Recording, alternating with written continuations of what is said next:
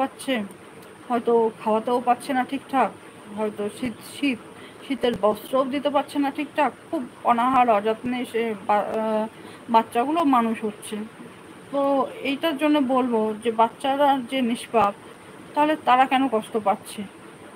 তো এটার জন্য এটার উত্তর যে বাচ্চারা বর্তমান নিষ্পাপ, বর্তমান সে বাচ্চা পাপ পুণ্য কিছুই করার ক্ষমতাতে নেই। হ্যাঁ, জন্ম হওয়ার পর একটা বাচ্চা না পাপ করতে পারে না পুণ্য করতে পারে, কিন্তু সে পূর্ব জন্মের পাপ বা পুণ্য অনুযায়ী সে জন্মগ্রহণ করে। পূর্ব জন্মের করা কর্ম অনুযায়ী সে তেমন ঘরেই জন্মগ্রহণ করে। কেউ যদি ভক্তিপথে থাকে তো সে ভক্ত গৃহে জন্মগ্রহণ করে, যাতে সে মানে ভক্তি চর্চা করে ভগবানের প্রতি সহনশীলতা থাকবে, এইরকম একটা পরিবেশে জন্মগ্রহণ করে। তার আত্মা যাতে স্বয়ং ভগবানের সাথে, পরমেশ্বরের সাথে লীন হয়ে যেতে পারে, এইরকম পরিবেশে জন্মগ্রহণ করে। তো ছোট বাচ্চারা নিষ্পাপ হওয়ার পরেও যে অবস্থাতে সে পাপও বা পুণ্য কিছুই করতে পারে না, তারপরেও সে কেন দুঃখ কষ্ট পাচ্ছে? তার দুঃখ কষ্ট পাওয়ার একটাই কারণ, তার অতীতের মানে পূর্ব জন্মের করা কিছু কর্ম, যেগুলো শুভকর্ম ছিল না, তার জন্য সে এই জন্মে কষ্ট পাচ্ছে। এটাই কারণ।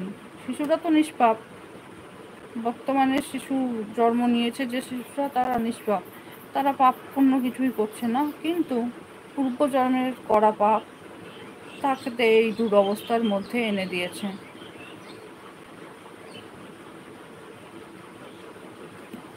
বাকি বন্ধুরা চলে এসো, আমি আর খুব একটা বেশিক্ষণ থাকবো না, লাইভ থেকে বেরিয়ে যাব। তো বন্ধু যারা রয়েছো, তোমাদের যদি কিছু বলার থাকে কমেন্ট করতে পারো। তোমাদের যদি কিছু বলার থাকে কমেন্ট করতে পারো। মুর্শিদাবাদের ভাই, তুমি কি বেরিয়ে গেছো নাকি কাটছো? আমার মনে হয় রয়ে গেছো, দেখতে পাচ্ছি আমি। তো মনে হচ্ছে সেই পাঁচজন, যে পাঁচজন রয়ে গেছে সেই পাঁচজনের মধ্যে তুমিও একজন মনে হচ্ছে। তো যদি থাকো তো বলবো যে ভাই চোখের জল ফেলো না। আমাদের জীবনটা সত্যিই গতিশীল, তো গতিশীল জীবনটাকে মানে থামতে দিও না, সামনে এগোতে থাকো, চলতে থাকো। আর কর্ম তো করো অবশ্যই, নিষ্কাম কর্ম, এইভাবে কর্ম করতে থাকো। তো দেখবে নিষ্কাম কর্ম এই জন্যই করবে যে কর্ম করব, কর্মে আশা রাখবো, তো সেই কর্মফলটা যদি আমার আশা অনুযায়ী না হয়, তো সেখান থেকে রাগের জন্ম হবে, সেখান থেকে দুঃখের জন্ম নেবে, কষ্টের জন্ম নেবে। রাগ রাগ রাগ থেকে জন্ম নেয় ক্রোধ।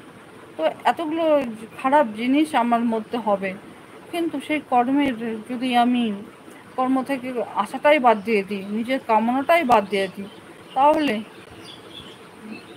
মানে সেই কর্মে ভালো হলো কি খারাপ হলো সেইটা আমার উপরে প্রভাব রাখতে পারবে না। আমার মধ্যে দুঃখ আসবে না, দুঃখ আমাকে ব্যথা দিতে পারবে না। সেই জন্যেই কামনাহীন কর্ম করা উচিত, নিষ্কাম কর্মের পথে চলা উচিত প্রত্যেকটা মানুষকে। তবেই ক্রোধ জন্ম নেবে না আমার মধ্যে, তবেই ক্রোধ জন্ম নেবে না যদি আমার কর্মটা নিষ্কাম হয়।